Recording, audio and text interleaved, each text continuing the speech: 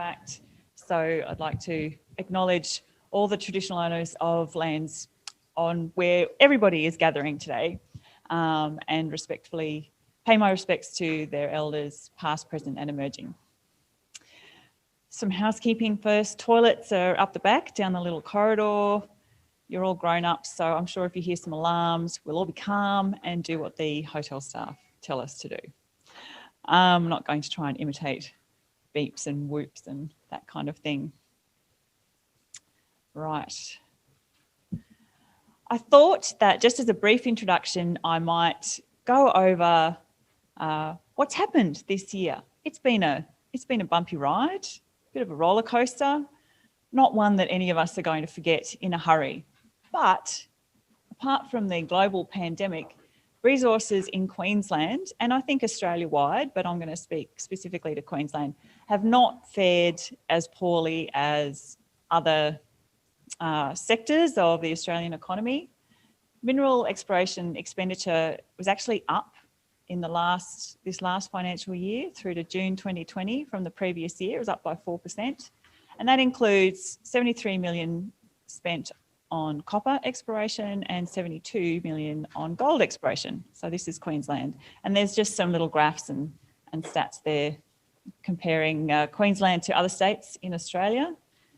So obviously we come second after WA, but that doesn't mean that we don't punch above our weight in terms of achievement and the culture of exploration that we have here.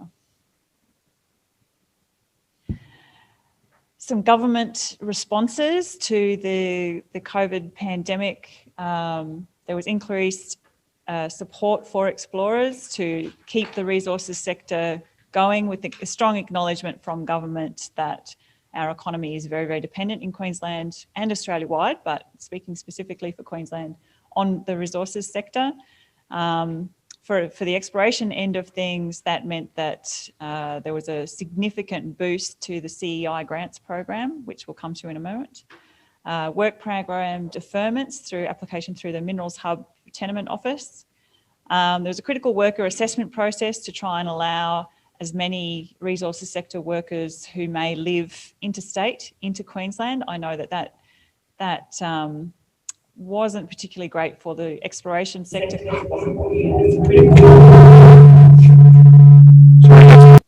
That's me. Sorry.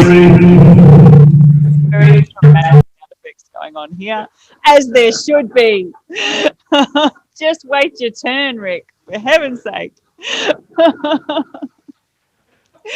Streamlining of reporting requirements, blah, blah, blah. Obviously, Rick felt that we were just getting a bit too boring with all the government stuff.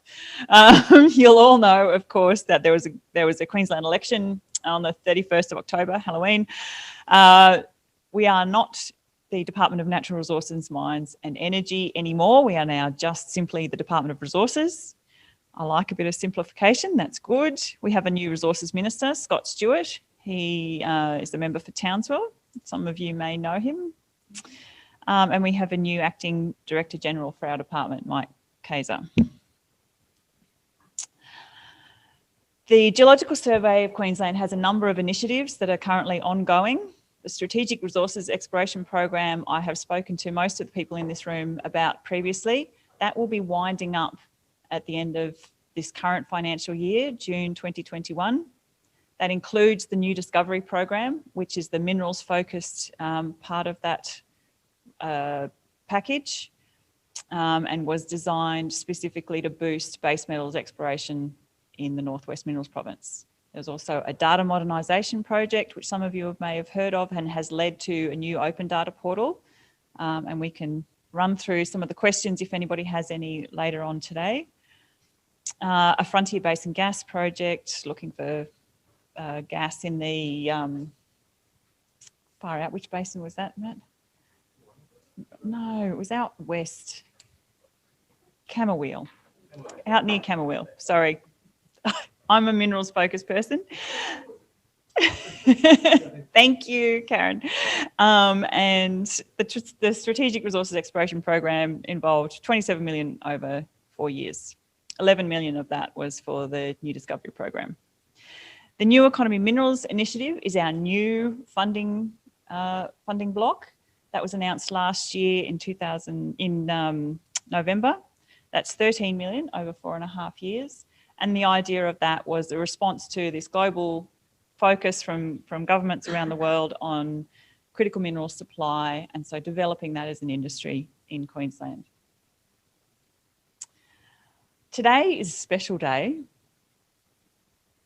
because we have the launch of the Northwest Minerals Province Deposit Atlas. This is something that many of you may have seen us present on in the last couple of years. It's now finished. It took me 2 hours this morning to do those fireworks, so I really hope you all appreciate them.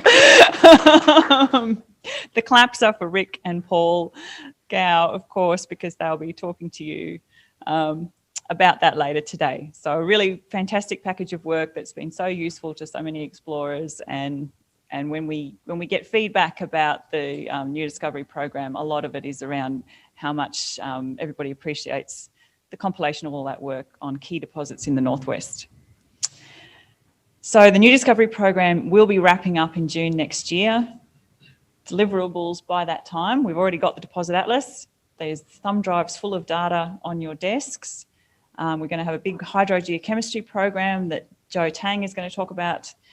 Mary Kathleen Domain Geology. We've got collaborators with GSQ as well as people within the GSQ working on that.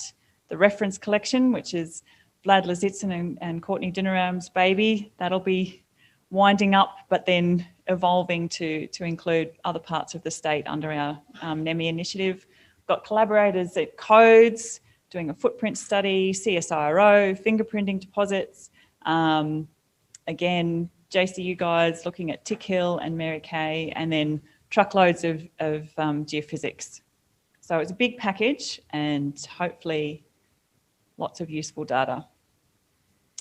The New Economy Minerals Initiative, that's our newer one. And for those of you who haven't heard me speak about that, I'll just quickly go through what it entails. Again, New Economy Minerals being yet another name for critical minerals. The idea of that is there's a package 1 and a package 2. Package 1 looks at what we've already got, what's hidden in what we already know. So finding hidden value in our data, reanalyzing old core where maybe previous explorers analysed for only a smaller suite of elements and perhaps didn't include rare earths, for example, which might be more expensive to include in their assay suite.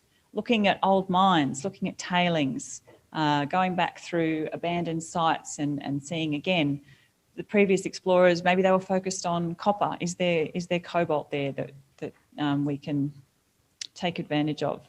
And then package 2 is new data. So new exploration, including the Collaborative Exploration Initiative, so a new round of grants, a lot of geophysics, which Matt can talk about, prospectivity studies, and something a bit new for the GSQ, looking at extraction, because we acknowledge that one of the big barriers for rare earth exploration in particular is the idea that, well, why would you even bother looking for it when it's really hard to even get out of the rocks? So our very good friends at UQ have got a big study on that, but I don't think we're going to talk about that in the next 2 days. The Collaborative Exploration Initiative, of course, is one of our most important support mechanisms for exploration. We've got between the original amount that was funded under the New Economy Minerals Initiative, plus a boost to that amount that was a stimulus measure that was announced by the government in June. We've basically got $13.5 million over 4.5 years, which amounts to about 3.2 million per year, which is a significant increase on our previous funding amounts. So we've run 2 rounds this calendar year. The first was a very abbreviated round because government wanted to get money out the door very, very quickly. So we had to run a very short round, which I know was frustrating for some people, but it was either that or not hand out the money at all. So we did the best we could, but we've been able to support 32 projects this year across those 2 rounds. The second round is still running. We've had some people finish their projects already. Some are ongoing, some are in the room, some are coming today because they're out at the drill rig. So it's really fantastic to see that work ongoing. The next round will open in May 2021 for applications, and I'm sure that our grants manager will put out a lot more information as that date comes closer. Today's program, in the morning session after I finish speaking, you'll hear from Matt, Derek and Karen, who's going to talk about some regional data sets and new interpretation of old data as well. So that's going to be great to hear. Then we're going to have a bit of a focus after morning tea on critical minerals, particularly rare earths. In the afternoon, we're going to launch the Deposit Atlas. I wish we had a big bottle of champagne to smash and some ribbons to cut and all that sort of thing, but you can just have my crappy fireworks. We'll have a critical minerals workshop, and we'll have some collaborators that were unfortunately not able to be here, so they'll dial in for that as well to help present. And then a few other things in the afternoon as well. This evening, before we all forget, there's a networking session at the Mount Isa Hotel, so please come along for a drink, a chat. So excited to see real live people with faces and hands that we can, or elbows we can bump perhaps. So just make your way up there and then we can all grab dinner. We do have a reservation at the Isa Hotel. I'm not sure what it was under, but we'll figure that out later. It will be pay your own way, but we'll all have fun, no doubt. So it'll be really good. All right, I'm going to hand over now to, oh no, we've got one more slide, sorry. Because we have a combined online and in-person audience, we need to make sure that the microphones are being used effectively so that the sound will go through to the online people. So we've got microphone for speaking, and we'll also have a roving mic, which some of the GSQ people will run around. If you've got questions, please just wait for the mic so that the people online can hear the questions. We will have questions for the floor after each talk, but there'll also be some questions online, no doubt. So we'll curate those, and for the online audience, please type them in through the Q&A function. Is there a way of knowing who's online? If you want to ask a question to someone who's online? We can sort that out after I step down. Absolutely, yeah, we can see who's online. We can see the presence. And there's the workshop Wi-Fi. So IBIS Styles Conference, and this is obviously not for people online. For those people in the room, that's the name of the wireless that you choose, and then the password is DNRME, all in capitals. We've got a number of data downloads that will be run through today. So the Deposit Atlas, for people in the room, we have full copies of the Deposit Atlas on USBs that are on your table, as well as some other data. For those online, that's the link that you can go to, and we will post that in the chat as well. It's already done. When Paul and Rick go through the Deposit Atlas launch later today, they've got an exercise for you centred around the Walford Creek deposit, and the data for the exercise is, because it's not all just sitting back and listening, we want to make you work and use the data and think. That's the whole point. So there's a link for where to download that exercise there as well. I'll leave it there for a moment so people can either write it down, take a photo of it, do whatever you need to do. And then we also have, in the rare earth workshop, we've got some files that will be used in that exercise as well.